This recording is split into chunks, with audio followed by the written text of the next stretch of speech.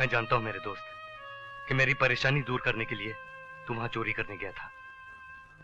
तूने ये नहीं सोचा मेरे दोस्त कि मेरे वजह से तू बदनाम हो जाएगा, एक चोर कहलवाएगा और ये दुनिया। बस कर विजय, मैं पहले अपने नजरों से गिर चुका हूं और मुझे नीचे मत गिरा।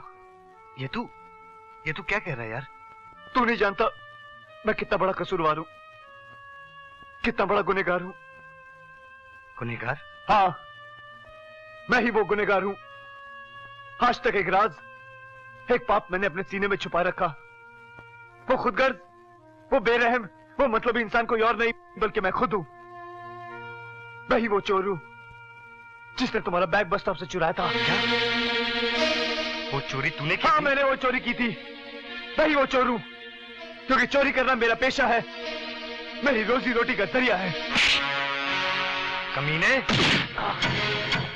मक्कार, विजय छोड़ दे। अपना पेट भरने के लिए तूने मेरे गांव वालों को जीते जी मारा। आज तेरे कारण मेरा गांव पानी की आग में चल रहा है। इसकी जड़ तू है, इसका कारण तू है।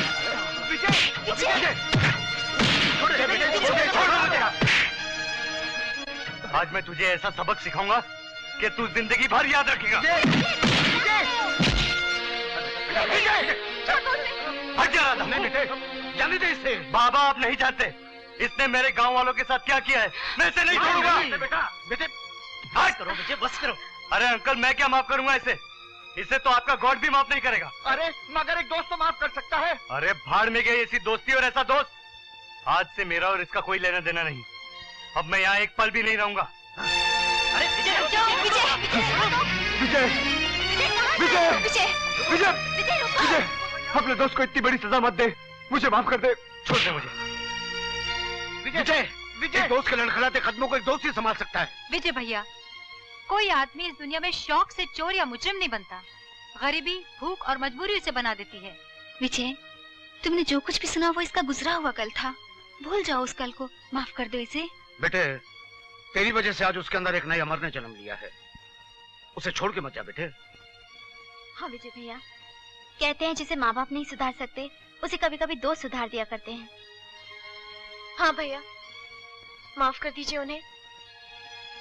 विजय विजय, मैं वादा करता हूँ आज के बाद उसी रास्ते पर चलूंगा जिस पर तू चलने को कहेगा। हाँ, मैं वादा करता हूँ।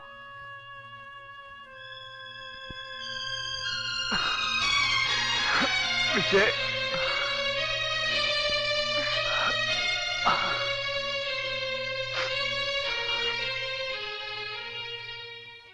वो मैंने एक चोरी और भी की है, वो भी तेरे घर पर। क्या? वो राधा और मैं। अरे बोल। वो मैं और राधा। अरे क्या? वो मैं साला नहीं, तू साला, मैं बहनोई शादी कर। अरे रोक, अरे बोल रहे नहीं। अरे नहीं, अरे विजय, अरे विजय, देख मेरी बात सुन, देख चाचा, आप क्या बोलते थे? आप बोलो। समझ के समझ को समझो।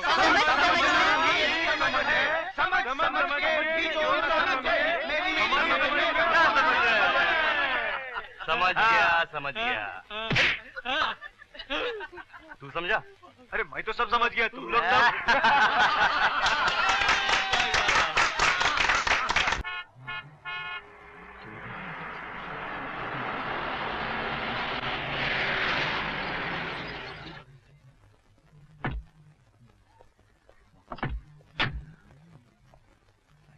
साहब, आप और यहाँ? हाँ विजय, तुम्हारे गांव के लिए मैं ट्यूबवेल ले आया हूँ। मेरे गांव के लिए? हाँ, तुम्हारी जुबानी, तुम्हारे गांव की कहानी सुनी तो मेरा मन भर आया और इंसानियत का सबसे बड़ा फर्ज समझकर मैं। साहब मैं जरूरतमंद जरूर, लेकिन इतना मजबूर नहीं कि अपने फर्ज का बोझ किसी दूसरे के कंधों पर डालूं। साहब, मुझ पे इतने बड़े एहसान का बोझ मत डालिए, ये बोझ मुझसे सहा नहीं जाएगा साहब।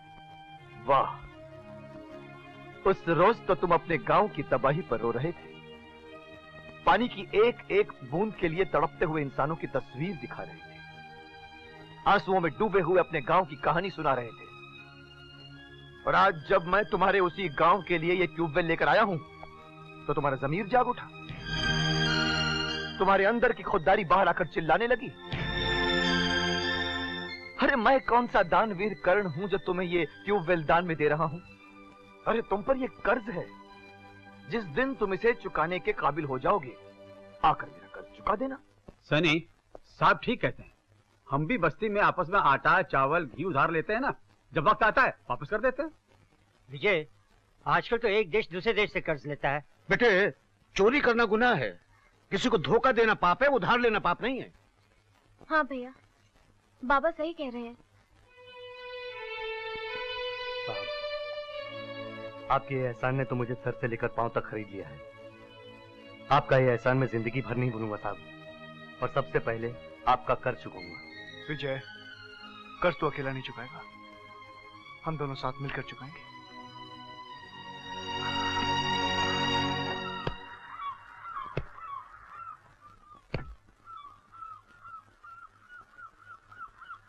Welcome daddy, welcome. शाबाश बेटे शाबाश, आज तुम्हारी हिम्मत इतनी बढ़ गई कि तुम अपने बाप को अपना जूता दिखाने लगे। मगर आपने उस दो कौड़ी के विजय को ट्यूबवेल देकर मेरी तकदीर के मुंह पर जूता मारा है। बाप होकर बेटे के सीने में खंजर उतारा है, खंजर। विजय को ट्यूबवेल देने से तुम्हारी छाती में खंजर कैसे उतर गया? मैंने एक जमीन का सौदा किया था जिसमें मुझे करोड़ों रुपए का मुनाफा होता। आपने विजय को ट्यूबवेल देकर मेरी, अगर ट्यूबवेल वहां पहुंच गया तो उस जमीन से पानी निकल आएगा, और अगर जमीन से पानी निकल आया तो जमीन हमारे हाथ से निकल जाएगी। तुम यहां मेरे बेटे के साथ? और हम इस जमीन पर होने वाले बिजनेस में भी तुम्हारे बेटे के साथ बराबर के भागीदार हैं। नहीं, ऐसा कभी नहीं हो सकता। जब बेटे को बाप के गुनाहों के साए दिख जाते हैं तो अक्सर ऐसा ही होता है। भूल गए वो कहानी जिसमें आंसू भी हैं, खून भी है, और चाकू के कलम से लिखी हुई एक दास्तान भी है। हा?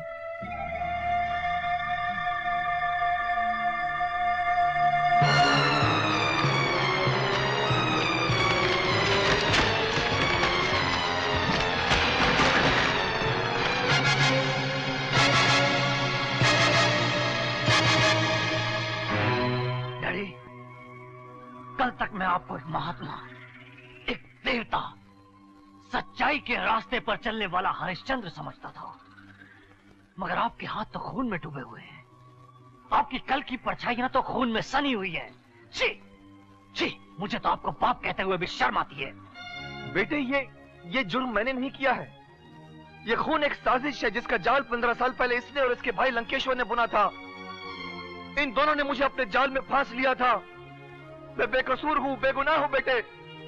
अच्छा, अगर आप बेकसूर और बेगुनाह थे तो 12 साल तक खामोश क्यों रहे? तेरी खातिर बेटे, तेरी खातिर, कि कहीं दुनिया तुझे खूनी का बेटा ना कहे, तेरा बचपन कहीं लावारिस या बेसहारा ना हो जाए। मगर ये क्या, आज तू भी इनकी साजिश का शिकार हो गया? ये वो जहरीले सांप है बेटे जो इंसानों की सांसों को भी डस जाए। इनसे अपना साथ छुड़ा ले बेटा, वरना ये तेरी जिंदगी को नरक समान कर देंगे। आप मुझे सिर्फ इतना बताइए, आप विजय से ट्यूबवेल वापस लेंगे या नहीं? बेटा, अब भी वक्त है, दोस्त और दुश्मन को पहचान। आप विजय से ट्यूबवेल वापस लेंगे या नहीं? बेटे, ये तेरी जिंदगी में जहर भर देंगे। आप विजय से ट्यूबवेल वापस लेंगे या नहीं? हम तुम्हें आज शाम तक का वक्त देते हैं। अगर तुमने विजय से ट्यूबवेल नहीं लिया तो ये तस्वीरें जो तुम्हारे घर के फर्श पर पड़ी हैं पुलिस स्टेशन की टेबल पर नजर आएंगी। हाँ, फैसला आपके हाथ में है।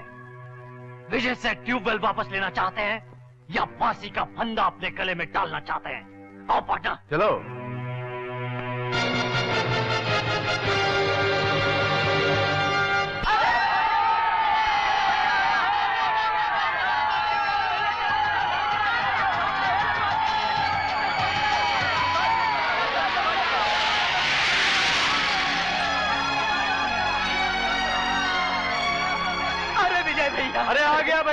अपने गांव में ट्यूबवेल आ गया। आज के बाद अपने गांव में पानी की समस्या खत्म हो गई। बिल्कुल। क्यों क्यों आज बड़े खुश हो रहे हो? उस दिन तो बड़ी गालियां दे रहे थे, आज दो गालियां, आज कोसो। ले आया ना ट्यूबवेल, है ना शेर का बच्चा। हाँ विजय भैया, तुमने तो बुझते हुए उम्मीदों के दिए को फिर से जला दिया। विजय, जब हर घर में पानी पहुंचेगा तो लोग तुम्हें कितनी दुआएं देंगे। तुम पानी नहीं लाए हो बेटा, इस गांव के लिए जिंदगानी लेकर आए हो। बस बस बस बस बस, बहुत तारीफ कर ली आप लोगों ने। आइए हिस्से मिलिए।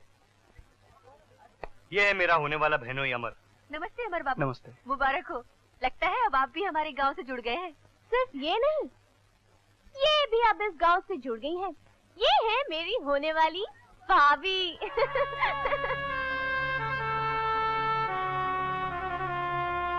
गीता, यही वो चूड़ियां हैं जिस पर मैंने विजय की सजनी का नाम लिखा था।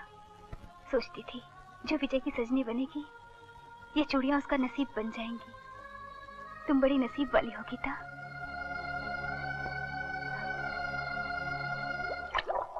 अरे सब गड़बड़ हुई गवा भैया, सब गड़बड़ हुई गवा। उस दूसरा विजय गांव में ट्यूबवेल लेकर आ गया है। लंकेश्वर, मैं तो उस ट्यूबवेल की धज्जियां उड़ा दूंगा। ना रहेगा बांस, ना बजेगी बांसुरी। शांति शांति, हमका बांस की भी जरूरत है और बांसुरी की भी। हम बांस भी ना ही तोड़ेंगे और बांसुरी भी बजाएंगे। ऐसन खेल खेलेंगे कि सारा गांव मैदान छोड़कर भाग जाएगा। लाश भी गिरेगी, खून भी बहेगा।